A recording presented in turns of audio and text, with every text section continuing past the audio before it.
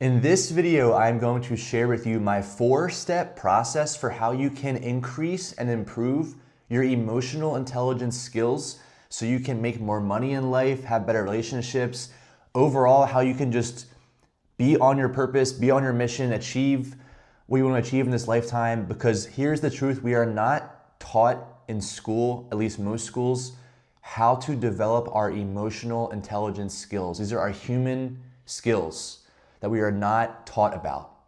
And I have this 4-step process I've created over the last 8 years. Really, I didn't even know I was developing this emotional intelligence stuff, but I was the whole time. And if you know my story, I went through a spiritual awakening back in 2018. My whole life began to flip upside down. My beliefs were shattered. My values were changing. My passions and hobbies were changing. And I'll be teaching this 4-step process to companies, to different employers, employees. I'll be coaching employees on this for larger companies, and I'm really excited about this. But I want to break this down for you today because I finally have this process, for the most part, mapped out. And it's not all just my creation. I've been studying someone named Daniel Goldman. He is the father of emotional intelligence, and I kind of use his framework for some of the parts of it, but I think it's really what I'm going to roll with for my consulting, for my coaching, for now. This is what I'm really passionate about, and I want to share with you this 4-step process.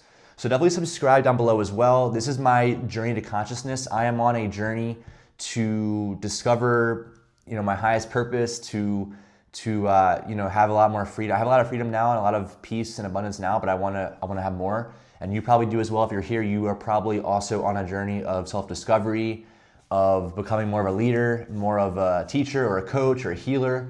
And if that is you, you are in the right place. I'm glad you're here on this channel with me. So let's get into it. So we have to start with, I think it's the most important part when it comes to, listen, emotional intelligence. Like, it doesn't matter what you do, what your career is, or even if you're a stay-at-home parent or whatever your goals are, emotional intelligence is only going to get more and more valuable as time goes on. And unlike IQ, which is your intellectual intelligence, I guess, like you're more about like how smart you are, how book smart you are.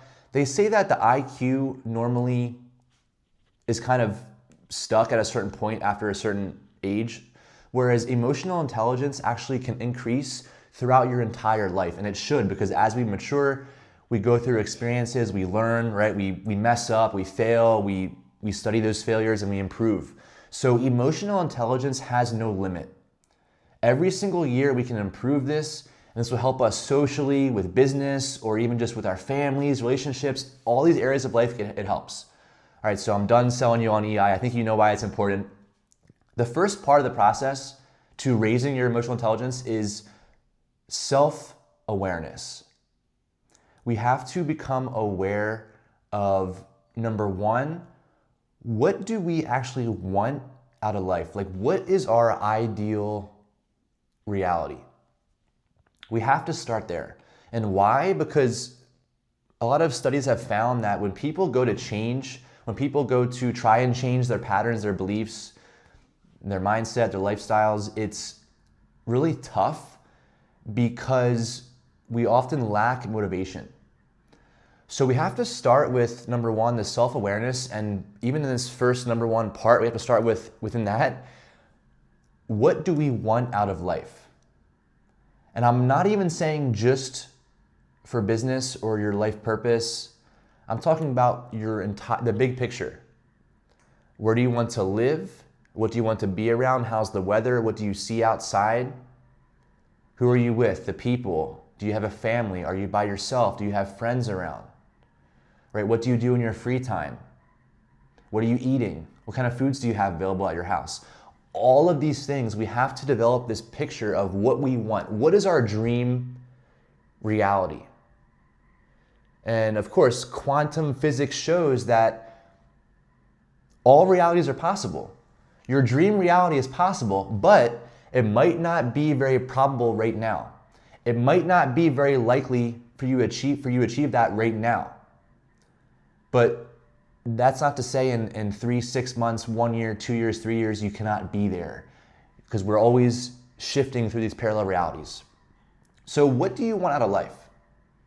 And when you take a moment right now to think about that, the picture, how does it look? And then how do you feel? What do you hear? What are the sounds? What do you smell? What do you taste, right? All these senses involved. We have to paint this picture because this picture is going to motivate us through the whole process. It's not easy to change because our brain, the neural pathways get used. It's like a highway. We have all these kind of highways and roads in our brain. And we use the same ones over and over and over again through childhood and through teenage years and our young adult years. And these highways in our brain get used so often that they become normal. To change these highways, to change our thoughts and our patterns in our head, we have to have a lot of motivation. So once we know what we really want, and this is like, I'm talking about, think big. Don't limit yourself. Don't limit yourself to where you don't want to be living or where you don't want to be at, or people you don't want to be around, or the job that's draining you. Do not imagine that because you don't want that, right? Think big. And once you have that picture of what you want your life to be like, then we have to look at, okay, let's be realistic now as far as where are we at right now in this current moment. So we have the ideal reality and we have where are we at right now. And this is self-awareness because, just real fast, I'll share that a lot of us, we might be on a path or on a track in life that we didn't fully choose. I went to business school to pursue a career. And when I finished business school, I graduated, I began to work full-time in New York City. And after a few months of that, what I began to realize was I didn't really choose that. It was kind of given to me from my parents, teachers, people around me. I was kind of led to that path, but I didn't choose it deep down within myself. And a lot of people have these midlife crises where they realize, wow, the job that I'm at now, I've climbed up the ladder, I've done a lot of things, but it's not fulfilling. I'm not happy. I can't grow anymore. I'm stuck with my growth in this current job. A lot of people experience that, and for me, it happened when I was 22. Right? When I was 22 years old, I had that career crisis. But I'm very glad it happened. And that's when I began to realize, okay, what do I really want out of life? And where am I now? And that gap was big because I didn't want to be in New York City. I didn't want to be working a 9-to-5 corporate job and riding the subway every day and all these people in Manhattan and there's not much nature, not much space. I didn't want that. And when I began to understand and shift my focus and say, okay, I don't want this, but I know that I can change my reality. I can create something new. So what do I do want? And that was the motivation for me to quit my job. After 6 months, I moved back home to my parents' house. I kind of had a whole fresh restart. And it took me a while to get my bearings and to understand like this new path I was on. But now, 8 years later, here I am. And I'm really glad I made that move. But I'm not saying you have to make this change in all this right now, but you might have this other vision for yourself and you might be beginning to see, what is that gap, right? And in this self-awareness step, this is the most important. There's so many parts to this too, as far as our intuition. All of us have an intuition and we can develop this by slowing down with our mind and becoming more aware of our thoughts, our beliefs. This is all self-awareness. Daily meditation, daily journaling, all these things help immensely. But I want to drive home this point that we have to have this new vision or have this picture of our ideal reality and then be realistic and grounded and say, okay, where are we at right now? Now, number 2, the next part of this is, so the first part was self-awareness, right? The second part of the process is self-leadership. And this is just our daily actions and our habits and what we do physically, what we're learning, what we're listening to. It's also our plan of action to get to that ideal reality. So when I quit my corporate job 8 years ago, I went back to Pennsylvania, my parents' house. I had a whole fresh restart. I knew I had to develop myself because I wanted to become a coach and a consultant and a speaker and help people, but I was very shy behind the camera. I couldn't speak very well. I was reading a lot of books, so I was still learning a lot. I was kind of in that hermit phase of my awakening process, and I had a lot of work to do. I had a lot of development to do. I had a lot of skills and beliefs to change in my head, so I had to do a lot of work on myself. And that's this, number two, this self-leadership part of it. We're in charge of everything. We're in charge of our destiny. Yes, there's the universe and God helping us, and that's also a part of it too, but we have a lot of say in our path in life. But a lot of us are on autopilot, and once again, we are not taught this in school, so it's really not our fault totally, because we're not given these tools about how to create our reality, but we, every single day, create our reality. And what we can do is we can create a plan, a blueprint that says, okay, here I am right now, and here's where I want to be. What has to change? And there's levels to this. There's, of course, what do I change as far as my actions, my behaviors, my habits? But what do you change also as far as your belief systems in your head, our thought patterns, what we think is possible for us? And then emotionally, how we react to people. Do we get triggered? Are we able to be grounded when we're stressed, when things are going sideways in our life? Can we hold our center? And if not, how can we develop that? What can we do to work on ourselves? And in this second area, this self-leadership step, what happens to all of us, and this happens to me, it happens to everybody. And by the way, I haven't mastered all these 4 steps yet, but this is just kind of what I've created as far as a system and a process. These are the 4 main steps, but I'm not done with them either. Like, I'm still going through them too. So in this self-leadership step, what tends to happen to us is we can self-sabotage as well. And what does this look like? Eat too much bad food. Maybe we drink too much alcohol or soda or whatever. Maybe we smoke too much, right? Smoke too much weed or whatever you smoke, maybe cigarettes, cigars, whatever. We can overindulge ourselves very easily, a lot of us, and we can escape too much. So this is part of the self-leadership. We have to be careful and kind of contain ourselves, our behaviors. If not, we're going to hold ourselves back from our potential.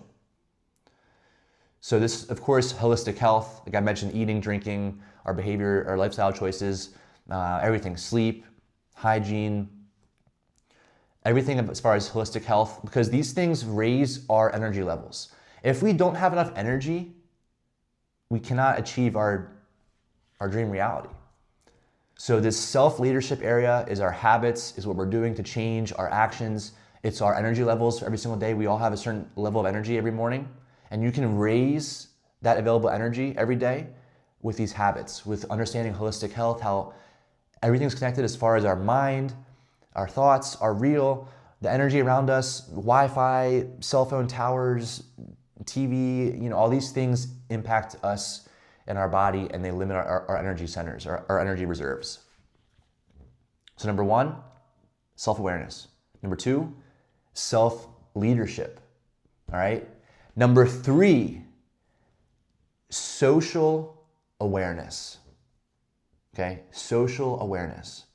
Now, this is where the first 2 parts, everyone, I think for the most part, it's pretty basic. Everyone has the same process. But in this third part of the process is social awareness. There's a couple different routes that people take. And what I mean is this. A lot of people are like me in the sense that in social settings, we are very aware of energy. We're very sensitive. We can sense people's emotions, their moods. We can sense just everything. We can just feel it, and we can just know. We're very intuitive. If that is you, then in this third area of social awareness, you might get drained and burned out by people. And I've been there many times. Trust me, I've been down this path many times where maybe people around you, maybe it's your family or friends or coworkers or at your job, and people around you that you have to be around they're not as high vibe as you, and they can drain you. And they can make you feel miserable. You come home from work, you come home from being with your family, you want to take a shower because you just feel miserable. You gotta go outside and put your foot in the grass and ground yourself, or go meditate for a half hour because you feel dirty. Well, this is social awareness, because we can work on this and we can begin to understand different energy protection techniques and grounding methods to eventually we can be around people and not get drained. But at first, a lot of us do get drained. And we have to take responsibility for the fact that nobody else can drain us. We, in a sense, have to allow it to happen. We can become stronger in our core energy. We can learn how to protect our aura and our energy field, and we can stop getting drained and burned out. It is possible. And that's this third step. Now, some people are the opposite, where some people are not very sensitive. They are not very able to attune to the environment and read people. And for those people, we have to learn how to do that.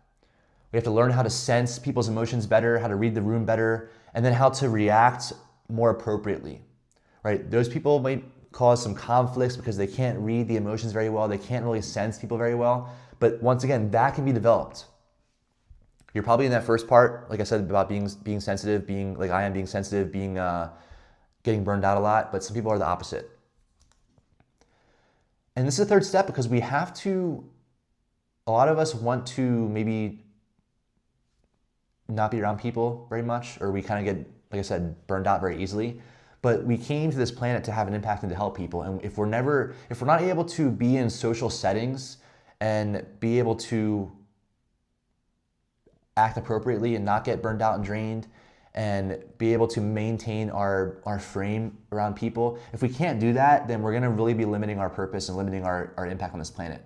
So we have to understand how to do this, and I'll be sharing, of course, I'll be doing videos for each of these parts of this process, so don't worry about, I'll be going into more depth later on, but this is just a high-level overview of this process. So number 1, self-awareness. Number 2, self-leadership. Number 3 is social awareness, being aware of the environment and not getting burned out and drained and being strong within people.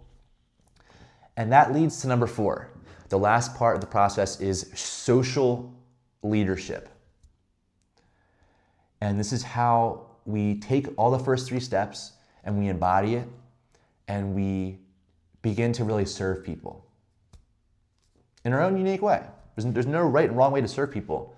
But if we do these first 3 steps, we're going to have amazing energy. We're going to be so high vibe. We're going to be working on our skills, and we're going to have a lot of methods and ways to help people. So the 4th step is to just go and do it. We have to go and embody it. We have to go and be seen, be visible. We have to go and mess up and fall down and get back up and try again. And we have to, lead people in our own unique way. You don't got to be a crazy leader and lead a whole team of people if you don't want to, but maybe you lead your family. Maybe you lead your kids or your siblings, or you lead your parents. You help your parents out. We become a leader, but not someone that has to get all the attention and be just rah rah. I'm the leader. Yeah, I'm gonna lead everybody. No, not that. But it's just you're gonna be more of a role model. You're gonna be more of an example for people to follow. You're gonna just by being yourself, you're going to inspire people and lead people. And financially, when you can serve people and add value to people, that's where financially you can benefit as well. And this is the 4th step: is we've done the work, we're doing the work, right? And this last part of it is, how do we embody this into the world? How do we show up powerfully for people who need us, who rely on us? Because this is, I'll leave you with this before I end this video. A couple years ago, I talked to someone. I had a call with an intuitive person, like a psychic medium, whatever. And, I didn't have many friends at the time. And I was because a lot of my friends from high school and college over the years kind of fell away. And I had 3 or 4 friends that I'm really close with now. But a couple years ago, I was asking this person, like, listen, I don't really have any friends. I feel like maybe, like, is that okay? Like, I have no real close friends at this point. Is that okay? Like, it feels kind of weird. And she said, Trevor, you know, you don't really need people too much. People need you. And it really hit me deep that a lot of us, we might not need to have this huge tribe or all these people. I mean, all of us want to have some friends that we trust and we resonate with, of course, but it's okay if we don't have this huge friend circle. People need us right now. And in the coming, I mean, we're just getting started with this great awakening. I mean, people are going to be very stunned and shocked over the coming couple years what's going to happen in America. And we're the ones to help people understand what's going on, and we're the ones to lead from the heart and create a whole new reality for this planet. So it's really exciting. I'm glad you're here. Thanks for watching this video. I'll be sharing a lot more on these 4 parts of the process coming soon. But have a good one, my friend. I will see you in the next video. Take care and much love.